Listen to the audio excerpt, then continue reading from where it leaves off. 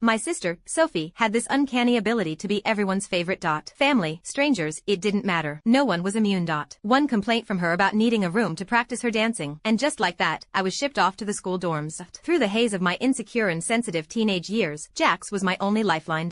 So when I heard Sophie was transferring to our school, a knot of anxiety tightened in my stomach. I was so lost and thought that I didn't even hear the final bell. A lazy grin on his face, Jax tapped me on the head. That scared I'll get snatched away? Shit, who the hell isn't watching where they're going? The next second, Jax's cursing died in his throat. My sister was standing there, bathed in sunlight, smiling right at him. Oh, I'm so sorry, I bumped into you. The next day, I went to find Jax in his classroom for our usual tutoring session. But then I heard his laid-back voice drift out. TSK, her sister's not as bad as she makes her out to be. Kinda cute, actually. The chatter and laughter from the classroom carried on. I stood at the back door, my vision blurring as I slowly blinked. A tear escaped, hitting the tiled floor with a soft splat. Sophie's not as bad as Ivy makes her out to be. Jax's voice was casual, punctuated by a soft click of his tongue. Kinda cute, actually. My knuckles turned white as I clutched the notebook in my hand. His friends immediately started hooting. Known her for one day, and you're already an expert? Shut up, man. Jax laughed, aiming a light kick at the guy's leg. She bumped into me yesterday, spilled her bubble tea all over my uniform. She went out of her way to add me on Insta this morning to send me money for the dry cleaning. The laughter in the room grew louder.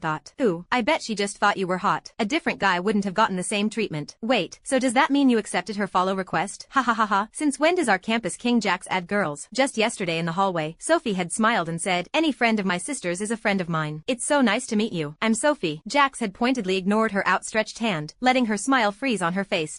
I'm your sister's friend. That's all. That evening, as he walked me back to my dorm, he'd been so proud of himself. Ivy, see, I'm always on your side. Anyone you don't like, I won't have anything to do with them. Promise. The lamplight was a dim yellow, but his eyes shone brighter than stars.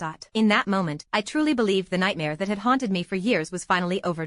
But now, reality had just slapped me across the face.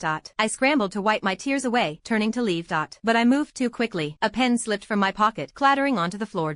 The conversation inside the classroom stopped cold. I bent down to pick it up, my fingers just brushing against the cool plastic when Jax rushed out. Ivy, how long have you been here? Jax had beautiful eyes, almond-shaped, with a slight upward tilt at the corners. I used to love sketching them. But looking at them now, they felt like a stranger's. Just got here. I pulled my hand back, my voice so calm it surprised even me. You guys seemed busy catching up. Didn't want to interrupt. You're being too sensitive. Jax ran a hand through his hair, a rare flicker of panic on his usually carefree face. She was just being persistent this morning, insisting she had to pay me back. I figured if I just took the money, that would be the end of it, and we wouldn't have to deal with any misunderstandings. So it's over now. I looked him straight in the eye, enunciating each word. If I asked you to delete her, right now, would you do it? Jax's expression froze, then hardened with a flicker of annoyance. Ivy, don't be like that. Just deleting someone out of the blue? How awkward is that? She was just trying to apologize. Is it really that big of a deal? Is it really that big of a deal? Those words were like a dull knife carving me up piece by piece, leaving me a bloody mess. Something inside me shattered. I slowly pulled my hand from his grasp, my voice barely a whisper. Yes, it is. The situation was laughable, but I couldn't bring myself to smile.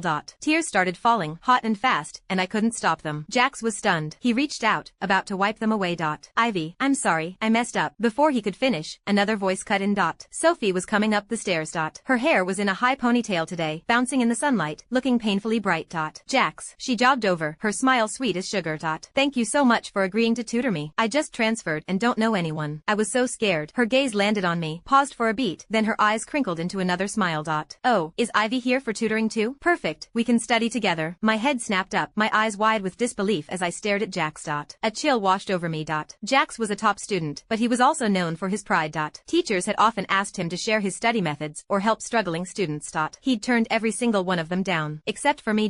All this time, I had cherished that special treatment, thinking it was just for me. But for Sophie, it was just another thing she could have for the asking. Seeing my silence, Sophie's voice softened. We're sisters. You wouldn't mind, would you, Ivy? My whole body was trembling with emotion.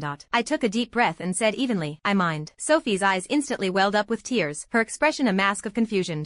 Ivy, are you mad at me? Then I won't do it. Just please, don't be mad. Jax stepped in front of her, his brow furrowed. Ivy, she was a dancer before this. Her grades are really bad, and switching to this academic track now, she really needs the help. So, he already knew that much about her. Then she can get a private tutor. My voice started to shake. Why does it have to be you? Ivy, please don't be angry. A single, perfect tear rolled down Sophie's cheek. I won't do it, really. I don't want you two to fight because of me. She clutched her textbooks and ran off, her steps frantic. Maybe because she was in such a hurry, she stumbled on the stairs. Sophie clutched her ankle, her face twisted in pain.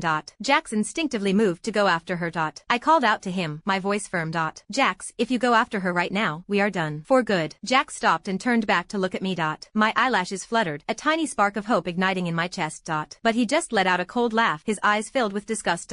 Ivy, no wonder even your own parents don't like you. The hallway suddenly felt vast and empty. A draft blew through, and I shivered. The notebook had fallen from my hand at some point. It lay open on the floor, its pages flipping in the wind, revealing the math problems Jax had stayed up all night to organize for me. I knelt to pick it up, my vision so blurry I couldn't make out the words. A tear splashed onto the page, spreading into a wet, circular stain, like a faded memory. I guess that's what Jax and I were now. Just a watermark, soon to dry up, leaving nothing behind. 2. I stumbled back to my classroom in a daze. I couldn't help it, I collapsed onto my desk and wept. My shoulders shook with each sob. I don't know how long I cried. Suddenly, a rustling sound came from the back of the room. Startled, I shot upright. In the last row, a pair of long, pale fingers pushed aside a school uniform that had been draped over a desk. A cool, sharp-featured face was revealed. Rowan. The genius who perennially held the top rank in our year, and Jax's sworn rival. He always slept in the back of the classroom, but still managed to beat Jax on every single exam. So damn loud. Rowan sat up, the uniform sliding into his lap. His voice was raspy, thick with sleep. Sorry, I hastily wiped away my tears. I didn't see you there. Rowan didn't respond to my apology. Instead, he stared at me